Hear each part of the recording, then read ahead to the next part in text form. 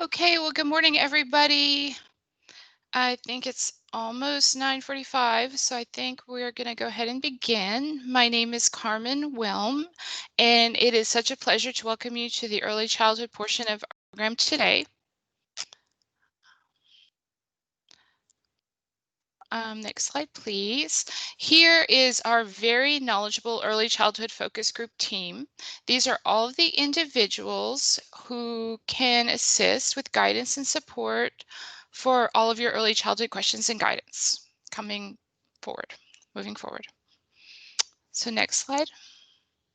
So this is our agenda. For today's agenda, we're going to aim to just hit the highlights of our early childhood supports. We're going to share resources with you and give you opportunities to ask questions and share comments. Next slide. Okay.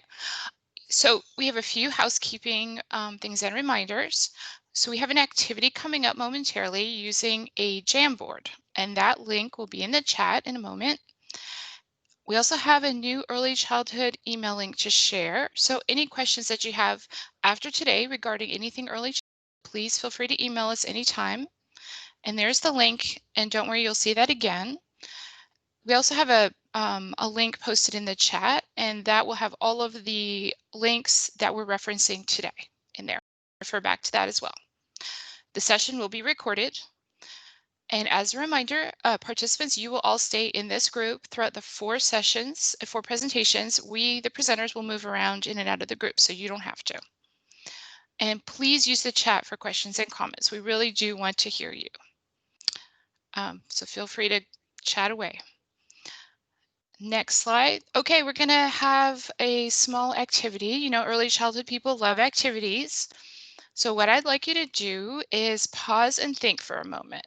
So there's no right or wrong answer. Based on the LEA determinations that you received in your district or in your opinion, where do you think your district's most intensive needs in the area of early childhood are? So go ahead, let's go to the link here. And if you open up that hyperlink and you look at the 4th icon down by that red arrow, there you're going to hover over it, and there's a little sticky note, and you're going to click on that, and it'll pull up a sticky note, and you can pick the color and you can type on it. And you're going to type an area in the area of early childhood that you think your district has a need in. For example, here there's the examples of behavior, LRE, or transition. This is anonymous, but everybody will have the same Jamboard, so feel free to just put some information in and it'll be cumulative, and you can refer back to that later on as well. So at this point, I would like to hand the baton over to my colleague, Angie Neal, and she will carry on from here.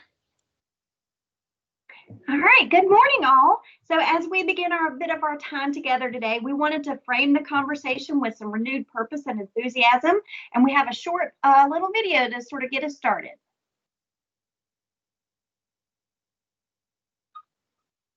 I have a lot of memories from when I was a child. One that's always stuck out to me, though, was when I was about 10 years old, and I was in school, and I struggled. And I didn't struggle with English, math, or science. I struggled holding still. And I would try to listen and focus and process ideas, but I couldn't help myself. And to be honest, I would sit there and then I would just start tapping. And the students in the class would look at me and they'd say, "Hey, stop tapping." A lot of the time, I didn't even realize I was doing it. And then eventually even the teachers got after me and they would yell at me and they'd say, "Clint, you have to stop tapping."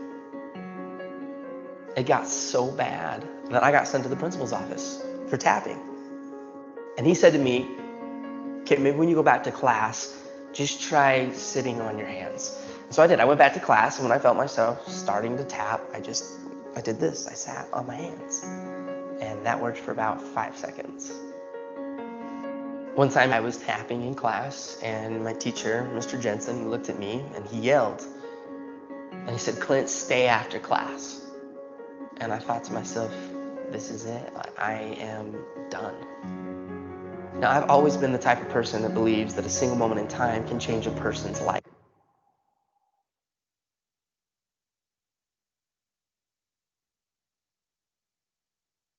have a lot of memories from when I was a child.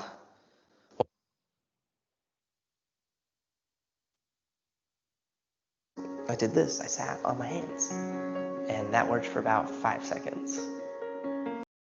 One time I was tapping in class, and my teacher, Mr. Jensen, he looked at me and he yelled, and he said, "Clint, stay after class."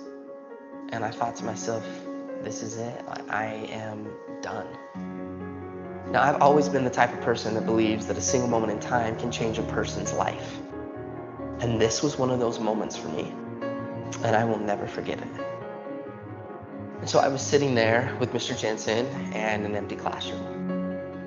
And he walked past me and he sat next to his desk and he said, "Clint, come here. I want to talk to you." And as he looked me right in the eye, he said, "Now, I need you to know something. You're not in trouble. But I do have just one question that I have to ask you." And he asked, he said, "Have you ever thought about playing the drums?" And in that moment, Mr. Jensen, he leaned back and he opened the top drawer of his desk. And he reached in and he pulled out my very first pair of drumsticks. And he held them in his hands and he looked at me and he said, "Hey, Clint, you're not a problem. I think you're a drummer."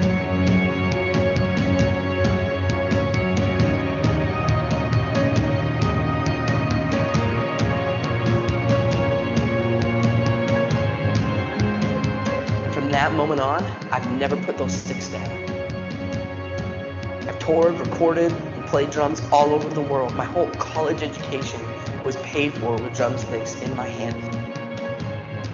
Just because of a single moment in time when somebody believed in me and he saw something in me that I didn't even see within myself. And from that moment, I learned that there's a difference between being the best in the world and being the best for the world.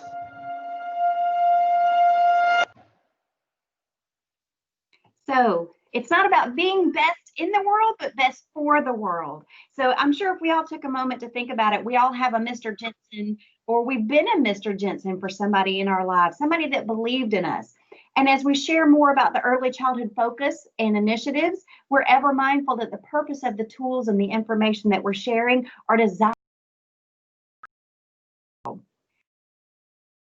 initiatives. The first one is text to read, and we're going to get into more of that in a little bit. Another focus is Child Find, supporting Child Find through state level task force that includes district participation, where we identify those gaps and that are needed as a result of the Child Find activities. We also have South Carolina Partnerships for Inclusion, and we're participating in an intensive technical assistance, actually with 4 other states, using these indicators to plan strategically. We're also working with South Carolina Partnerships for Inclusion, or SCIPI, as a way to increase inclusive opportunities for children aged 3 to 5. Their pyramid partnerships, we're utilizing those pyramid partnerships statewide to support social emotional development for all children. We also have a childhood outcome summary.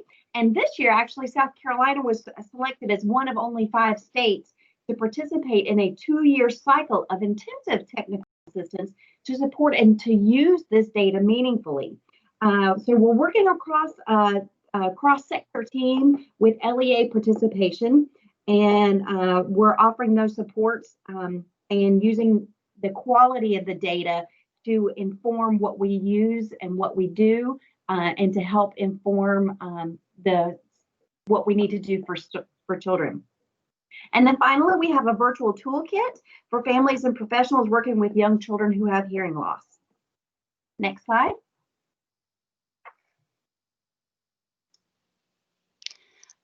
All right, this one is my slide. I am Kristen Douglas, and I will be talking to you today a little bit about our system of tiered assistance. It's our SOTA, and the supports that we will be providing for our districts. I'm also going to discuss with you today our new website layout with some new search features, and the benefit of this new search feature. It'll be a lot easier, more user-friendly, easy to navigate, and has some other really neat features that I can't wait to share with you.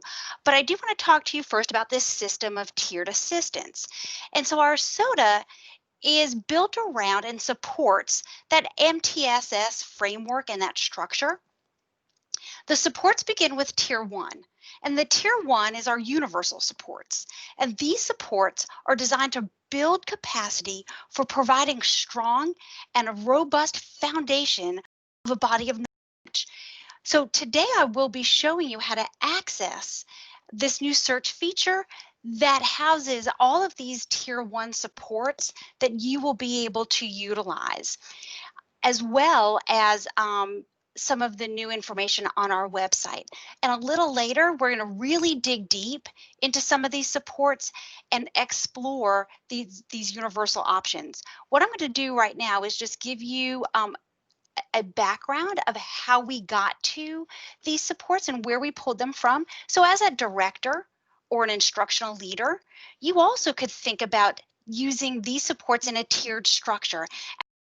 Your teachers and your schools in your district, easy way to search and find rich and robust supports that are available.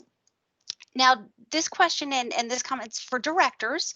So once you had your LEA determinations and they have informed your focus, you may now be able to find and have an opportunity to receive Tier 2 or Tier 3 supports. That's the top green and blue parts of our triangle here.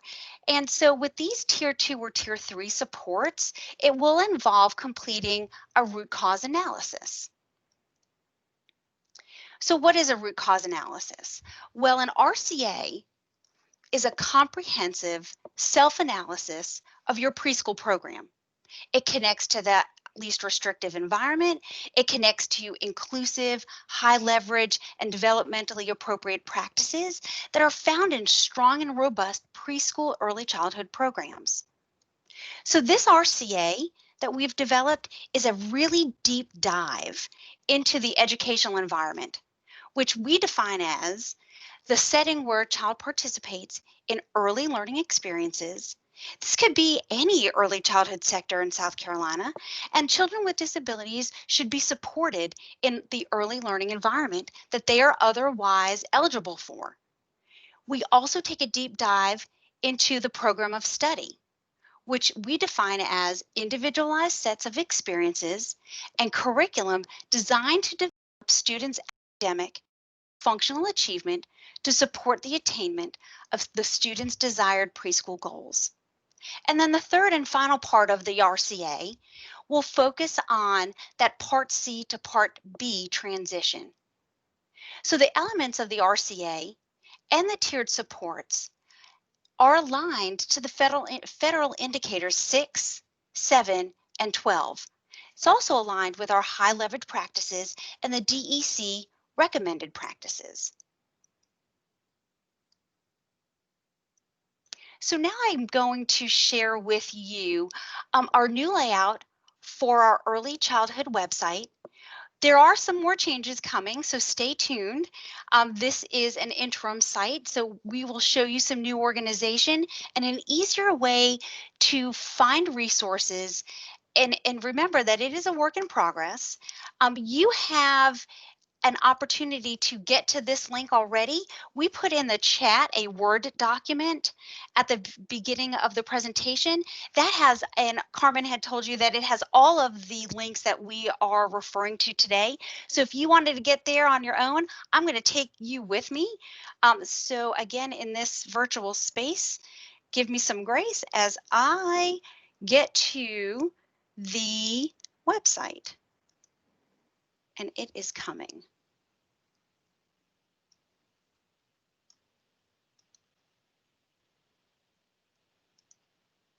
All right. So what you see here is the ed.sc.gov page for our early childhood outcomes.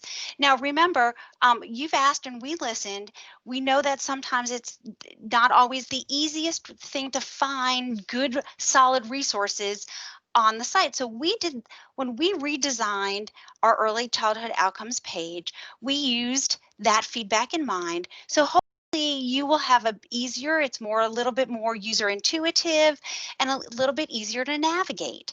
So as you get here to the early childhood outcomes page, I want to show you with my mouse up here the navigation. So you would start at special education services, you would click childhood outcomes, and you would end here at this page.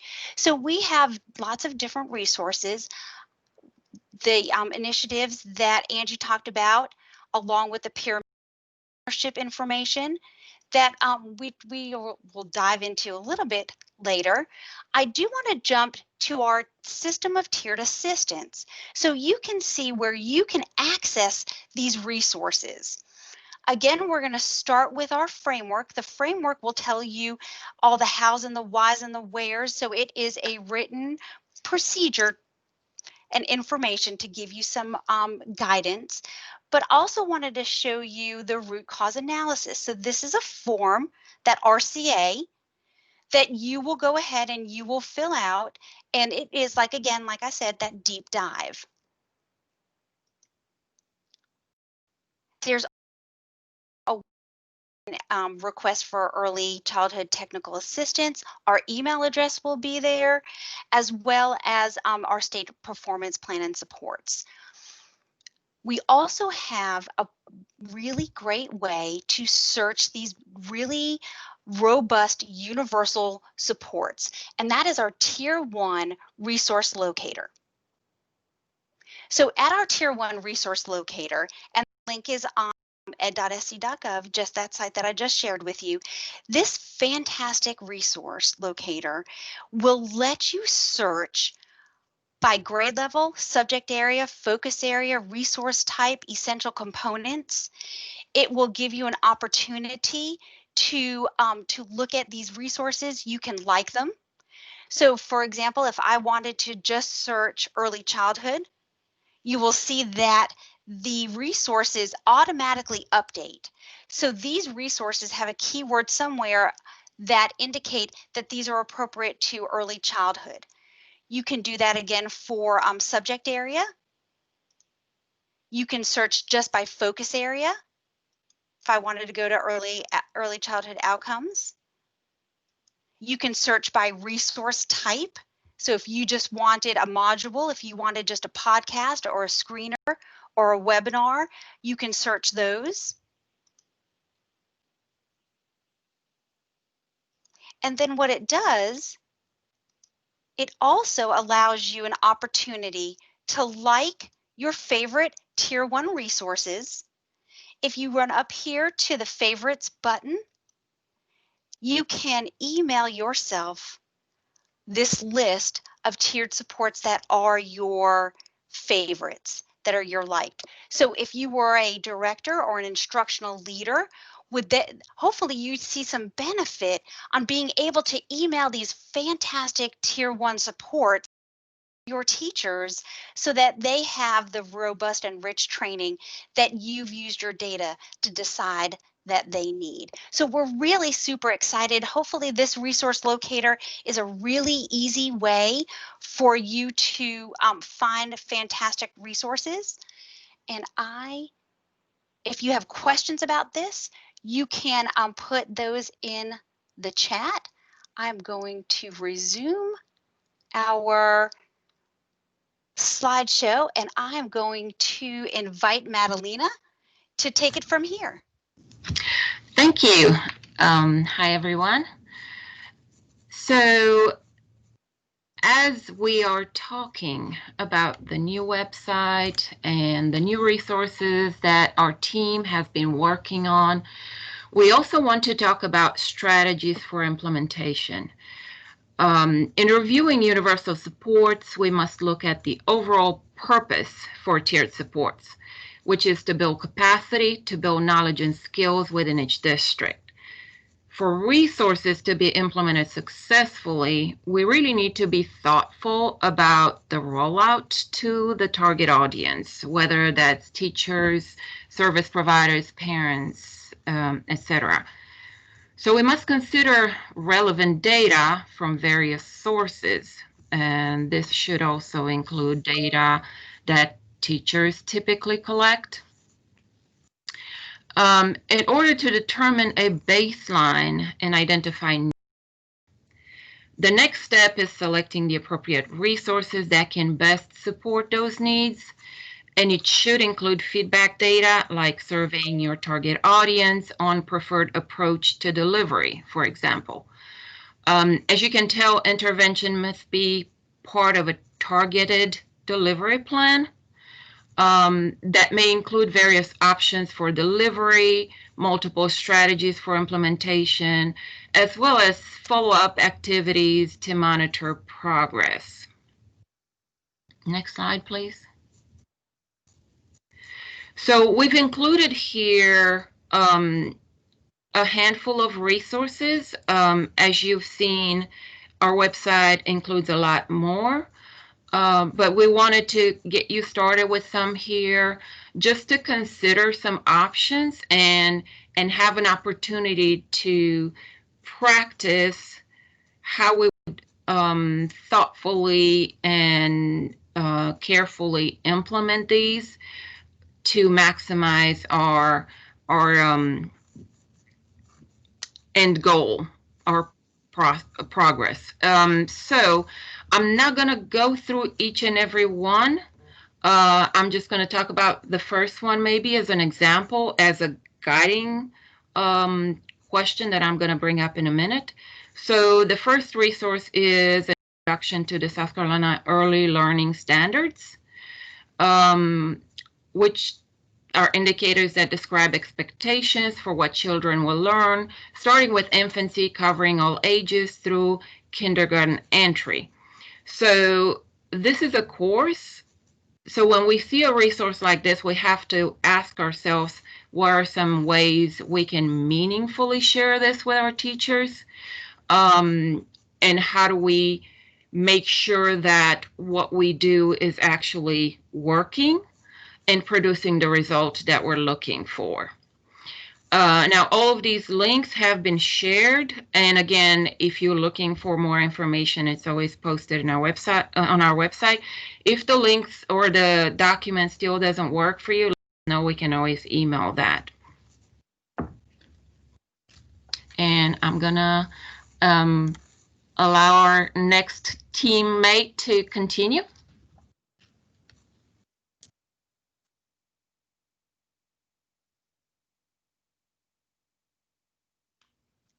Hi everyone, that's me. My name is Jenny May. I'm the Part B 619 coordinator for South Carolina, and I'm going to speak with you a bit about the pyramid model. Many of you are familiar with the pyramid model, but as you can see from this diagram, it is a tiered structure of supports for young children and their families so that everyone may be successful and ready for kindergarten and learning after kindergarten. The goal of the pyramid model is to support young children forming healthy attachments, regulating their own emotions and impulses, and accessing friends and the preschool content. So I'm sure many of you are thinking, oh, this sounds just like PBIS. And it does sound a lot like PBIS and like MTSS. And these the connection there is that it is grounded in developmentally appropriate strategies that are evidence-based. Next slide, please. So I'm looking at the clock, and I think what we might be better to do is skip this movie, but y'all will have this so you can access it later. I know many of you, I've seen who's here, and I know many of you have already seen it with me before, so we can skip that part. Thank you very much. There are two websites that house our pyramid resources for the nation. One is the National Center on Pyramid Model Innovations. It's also called NCPMI. On this website, you'll find free resources, recorded webinars, and a lot of strategies, backpack connections, and things like that. So when we go back to school, many of you are already back. Some folks are just beginning on that journey. There are lots of social stories in there about young children and wearing masks and how to talk to young children about maintaining space. These things change rapidly on the website. So I would encourage you to visit that and use those resources as you're able. Another pyramid model leader is the Pyramid Model Consortium. That is the second link on this slide. You can go to that website if you'd like to purchase services. Our state has purchased services, and we are currently rolling out a plan to support districts implementing the pyramid model. We also connect with other early childhood sectors, and our state leadership team of the pyramid model, our goal is to make sure that all children, regardless of where they are served or where they go to school, or if they're at home with their parents, have access to nurturing relationships and high quality learning experiences. And by implementing the pyramid model across the early childhood sectors, we're striving to do that and make sure that our young children with disabilities have everything they need to be ready for kindergarten and meet their goals. Next slide, please. We are working with the Deaf Blind Project. Robert Hill at School for the Deaf and the Blind, he is leading with some partners at the South Carolina Partnerships for Inclusion, Skippy. They have a community of learners working to make sure that professionals can implement the pyramid model for students who have dual sensory loss. This is an innovation across the nation, and we're very proud of that work here. That leads us to something that is not early childhood specific, but is worth noting. And because we partner so closely with Robert, I'd like for everyone to know that there is a change in the deaf-blind census this year. While we will still operate on a December 1 count, Robert Hill would like for every special education director to email him their point of contact. At that point, they will be sent a survey to keep track of all the young children who have any degree of hearing and vision loss at the same time. Those children qualify for the deaf-blind project and the resources and services that can be accessed through that. Next slide, please. All right, and I pass it on to Kristen. Thank you for your time. All right, so we are going to, I'm getting back on my screen here. I think you still see, yes. We have a couple of resources, and Jenny, if you want to just talk about that Indicator 6 update, and then we can talk about our Skippy, our Partnership Yes, for Inclusion, and the virtual library. So Jenny, do you want to talk about the Indicator 6 update? I sure will. Thank you for letting me share about that. Indicator 6, our early childhood least restrictive environment indicator, is changing this year. I'm very excited about this, but it does create some challenges as we report our data. Children who are in preschool, 3, 4, and 5 years old, but not yet in kindergarten, will be included in Indicator 6. Kindergartners who are 5 will be included in the regular LRE indicator. Why this is a change is because we used to be able to report kindergartners in the 3, 4, and 5 up until age 6. So this will shift some students from one category of reporting to another in our child count. When you get these slides, you can go ahead and click on the Indicator 6 update, and it'll take you to the EdFacts file. That will answer all of your questions around a child is in a home child's care setting. What indicator, what level do I code them at for the LRE? They're there for 5 hours a day, but they come to our program for self-contained services 2 hours a day. But these sorts of formulas can be a challenge to answer, and that Indicator 6 file will help you. I'm also happy to answer questions as they come up and And so you'll see also, you saw in the beginning that there is a new early childhood website. If you have trouble while reporting indicator 6, please don't hesitate to connect with us using that website or the form stack survey. So if you have any chat question or any questions, please put them in the chat and I will answer them around this new reporting rule. We have gotten some data from the federal government that this doesn't necessarily require us to change the number of children we use our $619 on. We do need to still make sure that the special education services are paid for the kindergartners. And right now, there's no indication that we need to change our funding strategies, but we will certainly keep and report out.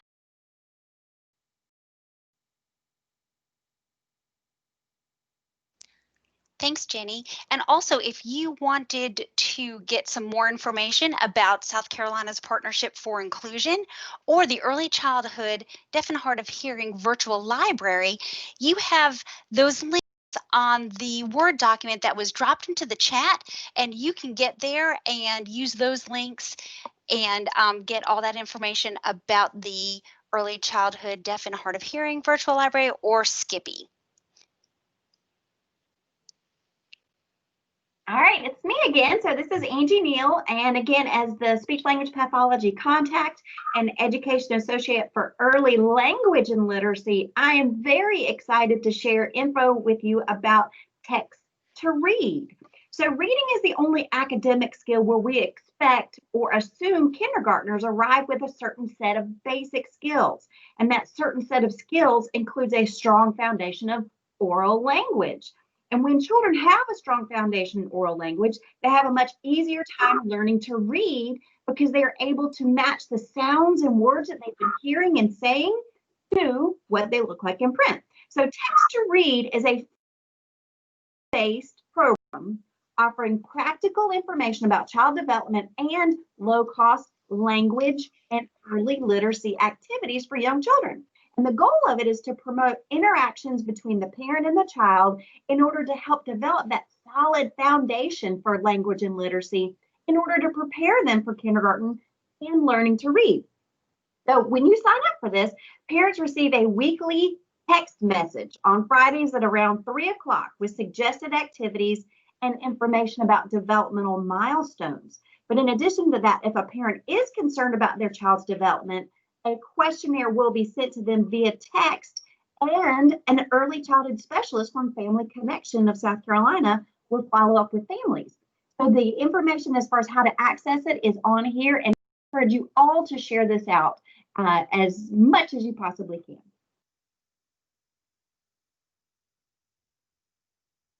So this is a point in time where we can, any questions that you have so far, please go ahead and type them in the chat box, or if you want to unmute, you are welcome to unmute and ask any questions, but please take the time now to ask questions about anything you have seen so far related to early childhood. And I just want to reiterate again, so apologies to those who, if you did not receive or cannot find the LEA determinations that were sent out, they were emailed directly to the special ed directors, so you could refer to them for that. And as well, the Word document that we referred to, I realize everyone cannot open it, so we will email that out to everybody at the end of the day. It's just a quick reference of everything that we have on our website that, well, not everything, a summary of some things we referred to today during our presentation. So any questions about the early childhood initiatives or programs or the pyramid, anything that we've talked about so far, please feel free to go ahead, and this is your opportunity to ask. And of course, on the last slide, we have a link to where you can send these questions as well, direct email to early childhood.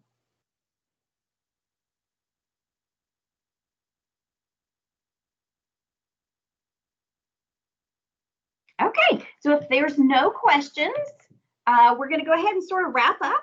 And so in closing, I want you to think about what you ought to take back to your teams. what supports are available to them, the website that we showed you that was amazing, and what things you might have learned or gained from support you. And we want to thank you for all that you do for students in the state, and we want to thank you for all that you do for the staff that you work with. So finally, we'll skip to the next slide, and this is where you can find that email that I was referring to. This will take you to, it's an email that goes directly to the Early Childhood Focus Group. So any of the questions that you have about early childhood, if you want to link to the resources, if you want to give some feedback, if you have concerns, or you just need support, that email address right there is where you can go to find all of that information.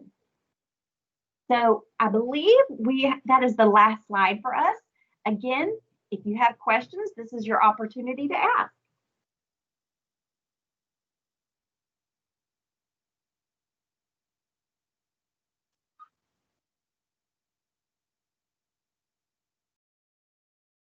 We've got to thank you for the website. It is a pretty spectacular website. We had a staff member and her son who actually helped work on that. It's pretty amazing and very user-friendly.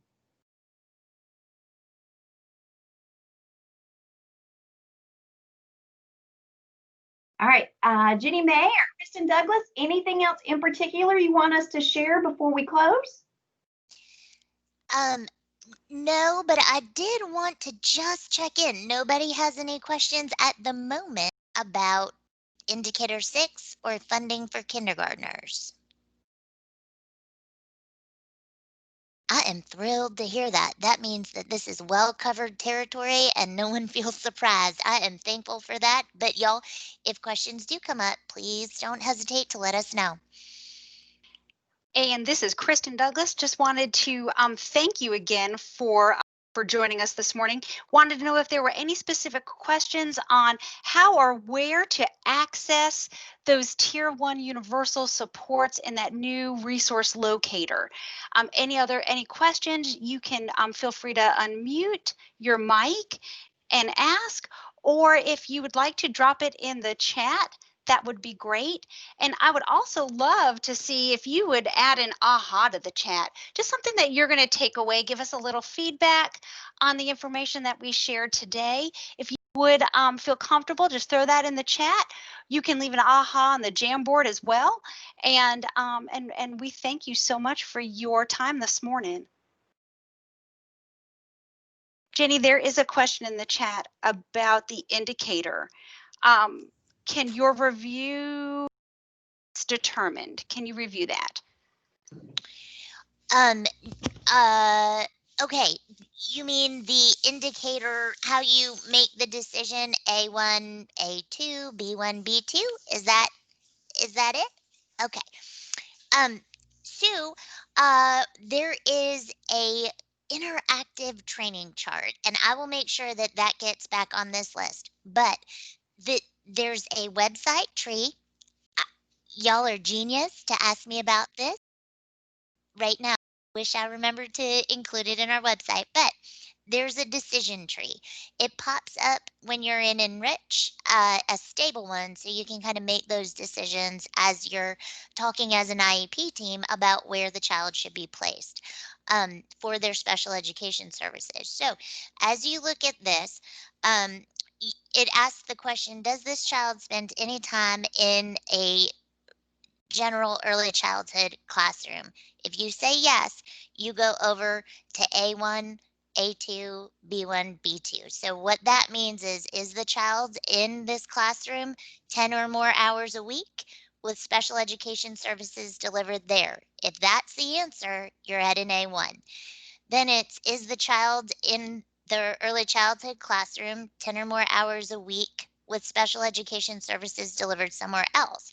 That can be like in the hall, at the speech therapist room, something like that, but just not pushed in with the children in a more inclusive way. That's A2. If the child's in the classroom less than 10 hours a week, and we do kind of need to calculate these. This is special education. We do keep track of our minutes and where they are. So if the child's there less than 10 hours a week, then you're looking at B2, or I'm sorry, B1. And then the next section is if the child is there less than 10 hours a week and special education services are delivered in a different service delivery location, then that's a B2. Then we kind of go back up to the top, and I will send you this. I am so sorry that I'm describing it. When you go ahead and look at no, the child does not spend any time in a general early childhood classroom, then you also have a number of questions that you kind of go through, and by answering them, you get C1, C2, and the like. If you have questions about what constitutes an early childhood classroom, then we can go ahead and look into the EdFacts file, and that'll be kind of where we have this huge matrix of locations and what that counts as in according to this year's measurement style. I will send that out, and any other questions that come, ask me about them or email our early childhood link. I saw another question in the chat, so I want to make sure that person gets their gets their um, gets their answer, and it was about oh golly, I It was lost about it. You see it? indicator 6 in kindergarten funding.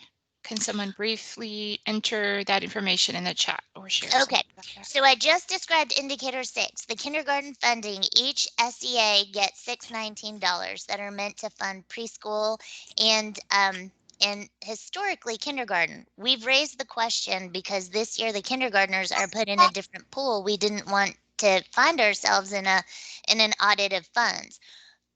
The guidance that we've gotten back, and I know that it is kind of preliminary, but we will have more information on this from Michelle and the finance team as well. But that is that we are meant to pay for the special education services. Right now, our funding is not such out of bounds if we pay for kindergartners, even though those children are not counted in our indicator 6. So there's that. How were the ratings determined? Brenda Harper, are you talking about your determinations as an LEA? Yes, Jenny, but I see Becky's indicated that we can Oh. go on the website. yeah, I think Perfect. Nicole and I've answered that in the chat. Awesome. Thank you. And Becky, I see you here. Becky, do you have any other information around indicator 6 or the funding that you wanted to share or I will say that with indicator 6, because we're changing those environments, not so much with the funding, but those environments and the way we report preschool LRE is changing because they've added that home environment, which we consider to be a natural environment for a 3 or 4 or young 5-year-old. It's going to be exciting to add that home environment. And I think we'll have lots of conversation about how to ensure that that is a rich environment for the child if the parent has chosen the home as that child's environment. And I think it's also a reminder for us that that preschool, and especially this age, is different than our school age. So I think this is a good opportunity for us to refocus and relook at how we're serving our. Thank you. I agree, and I didn't even talk about the home, but it is important to note as well that while our data might shift a little bit, I do believe that it will get at a more authentic understanding of including young children in the least restrictive environment. So, like Becky said, it's going to be a developmentally appropriate LRE, and it might be uncomfortable and a little bit cloudy as we begin that work, but I think it's going to be great in the long run.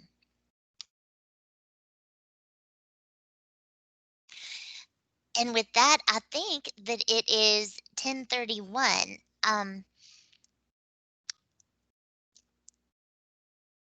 Early childhood team, is that it? I think that is it, and I think you've covered all of the questions. Remember that this session has been recorded and will be posted after today, and so if you continue to have questions, you can come back to this recording as well, and we will send you out the Google Doc. So, and well, it was a Word document, sorry. And we appreciate you very much spending your morning with the early childhood team. You have a great lineup for the rest of your day. And we will be talking with you all very soon. Thank you so much for joining us today. And you all stay here. We leave because we get to go to another group, but you all stay here and another group will pop in. Have a great